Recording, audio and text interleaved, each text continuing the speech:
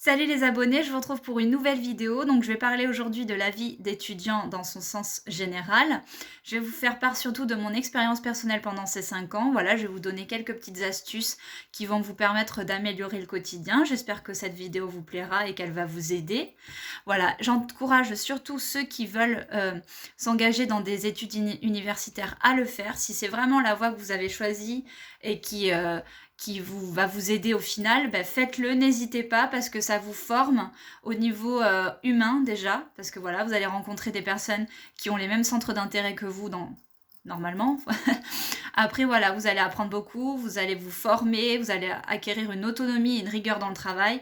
Donc vraiment, c'est des années que vous ne regretterez pas au final d'avoir fait. Et puis vous en ressortez avec un bagage, avec une certaine fierté de l'avoir accompli, comme dans toute chose en fait. Voilà, donc je vais vous parler un petit peu de tout ça. On va parler moyens financiers, loisirs, alimentation, ce genre de choses. J'ai préparé mes petites fiches pour rien oublier de vous dire. Voilà, donc j'encourage les gens vraiment à poursuivre cette aventure si c'est vraiment ce que vous avez choisi et si c'est ce qui va vous rendre heureux au final. Donc voilà, donc moi, pendant mes années de licence, donc c'est sur 3 ans du coup, en histoire, hein, j'ai décidé de mettre la danse entre parenthèses parce que je fais de la danse depuis que j'ai 5 ans. Donc j'en ai 25 aujourd'hui, donc vous faites le compte. Et pendant 3 ans, j'ai décidé de mettre ça entre parenthèses pour privilégier mes études. Et ce que je regrette pas, hein, j'adore la danse, mais je regrette pas d'avoir mis ça entre parenthèses pendant 3 ans. Ça m'a permis de me focaliser sur les études et sur ce que je voulais vraiment faire à cette époque. Donc voilà, et je m'imposais à cette époque-là un rythme de travail assez soutenu, parce que moi j'avais pas de facilité à l'école, et pour avoir des résultats assez satisfaisants, il fallait que je bosse. Il n'y avait pas de secret, hein. Franchement, voilà, si j'y suis arrivée, c'est parce que j'ai travaillé, voilà, qu'on se le dise.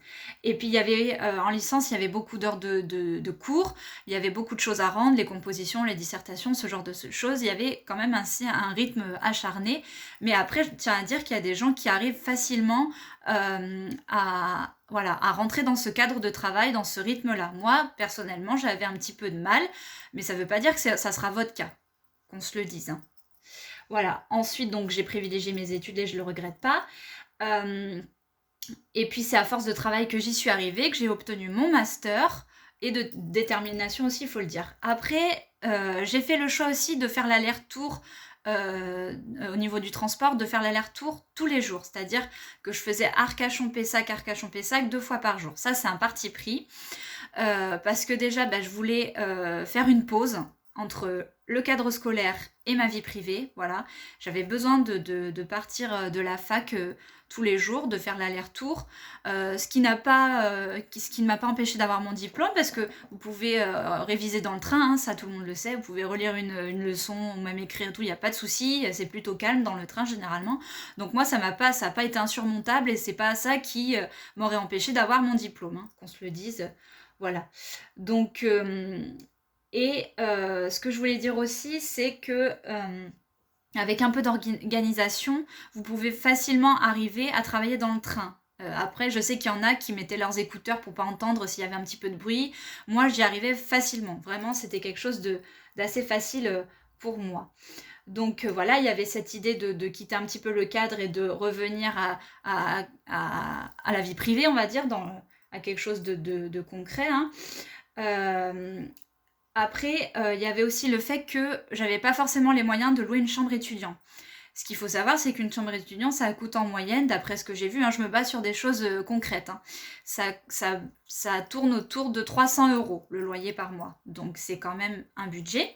Après, ce que vous pouvez faire si vous voulez dépenser moins dans ce contexte-là, c'est de prendre une colocation. Déjà, parce que vous ferez des économies.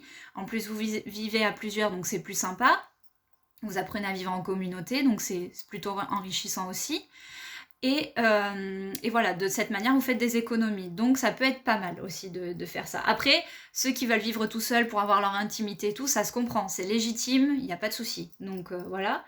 Euh, et puis après, je voulais faire une pause avec le lieu de mes études aussi. Donc ça, je vous l'ai dit. Il m'arrivait aussi de rentrer une fois par semaine, de rentrer chez moi vers 21h30 parce que les cours, enfin surtout les cours de langue, ça j'ai remarqué, c'était les cours de langue qui avaient lieu le soir assez tard. Ça se finissait à 20h. Donc moi, le temps que je rentre chez moi sur Arcachon, entre Arcachon et Pessac, il y a à peu près 3/4 d'heure de train, on va dire.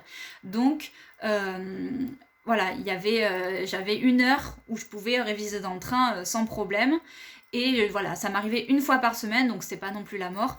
Je rentrais chez moi à 21h30 le soir. Après, je vais vous parler un petit peu de tout ce qui est moyens financiers, donc forcément la bourse. Elle est calculée, vous le savez, sur les revenus de vos parents, mais aussi sur la distance qu'il y a entre votre lieu de résidence initial et la fac. Donc moi, voilà, j'en avais besoin parce que j'avais 1 heure de trajet tous les jours, multiplié par 2, donc du coup 2 heures. Donc voilà, la bourse, elle englobe donc tout ce qui est transport, forcément, je viens de le dire, les fournitures, donc c'est-à-dire manuel, dictionnaire, photocopie, voilà, parce que voilà, les profs vont vous imposer d'acheter certains manuels spécifiques avec des éditions spécifiques, mais je vais y revenir après. Après, il y a tout ce qui est alimentation, forcément, et le loyer de la chambre étudiant. Donc, quand vous avez, par exemple, quand vous prenez une chambre étudiante qui coûte autour de 300 € par mois et que vous avez une bourse qui est de maximum 500 €, on va dire, parce que la bourse, il y a plusieurs échelons, hein. Moi, j'étais pas à l'échelon maximum, mais la bourse échelon maximum, ça doit tourner autour de 500 €. Voilà, à peu près. Donc voilà, après il reste 100 € ou 200 € pour finir le mois, donc il faut arriver à gérer son budget, ce qui n'est pas chose impossible, je tiens à le préciser. Donc ça, c'est quelque chose que l'étudiant il doit apprendre à faire, c'est gérer son budget, on va dire au final.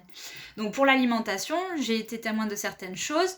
Les étudiants, ils achètent surtout à bas coût des choses rapides qui n'ont pas besoin de cuisiner, des choses à réchauffer, des pasta box, les pizzas, les kebabs, enfin voilà, l'alimentation de l'étudiant en général, quoi. Après, les étudiants, ils n'ont pas forcément envie ni de cuisiner, ni le temps, parce qu'avec les cours à réviser, tout ça, voilà, ils n'ont pas vraiment le choix, entre guillemets. Après, je sais que il y en a certains qui préfèrent manger au self, à savoir qu'un repas au self, c'est 3,30 € sans compter les suppléments. Donc au mois, si vous faites ça tous les jours, ça vous coûte 15 € la semaine et 60 € au mois. Donc c'est quand même un sacré budget qu'il faut prendre en compte.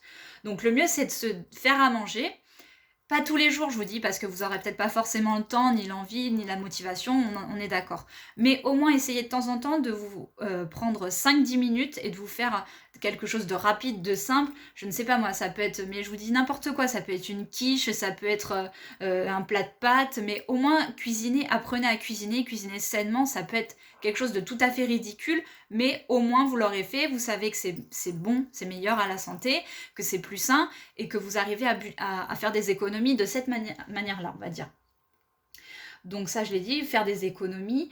Après, vous savez aussi, moi, ce que je faisais, c'est que j'amenais mon repas. Tous les jours, j'amenais mon repas, je cuisinais chez moi, j'amenais mon repas.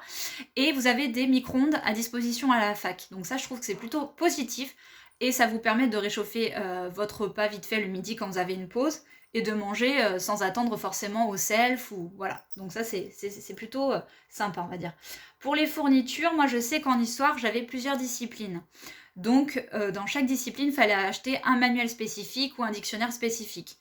Sachant qu'en histoire, moi quand j'y étais, c'était maintenant ça va faire 3 ans que je suis sortie de la fac cette année, donc voilà, ça a peut-être dû changer entre temps. Quand j'y étais, les manuels, tout ce qui était dictionnaire, par exemple histoire antique ou histoire moderne, histoire du Moyen-Âge, voilà, c'était au moins 50 €. Voilà. Donc, pour faire des économies, ce que je vous conseille, c'est d'acheter d'occasion. Sur internet, vous avez la possibilité de racheter des livres d'anciens étudiants. Donc forcément, des fois, c'est un petit peu surligné et tout, mais ça ne va pas vous empêcher de lire. Donc voilà. Et puis, pour le temps que vous allez le garder et l'emploi que vous allez en faire, forcément, moi, je vous conseille d'acheter d'occasion, c'est mieux. Ce que vous faites après, c'est quand vous avez fini vos études, vous les revendez, ça vous fait un petit peu de sous, et puis voilà, c'est pas quelque chose que vous avez perdu au final.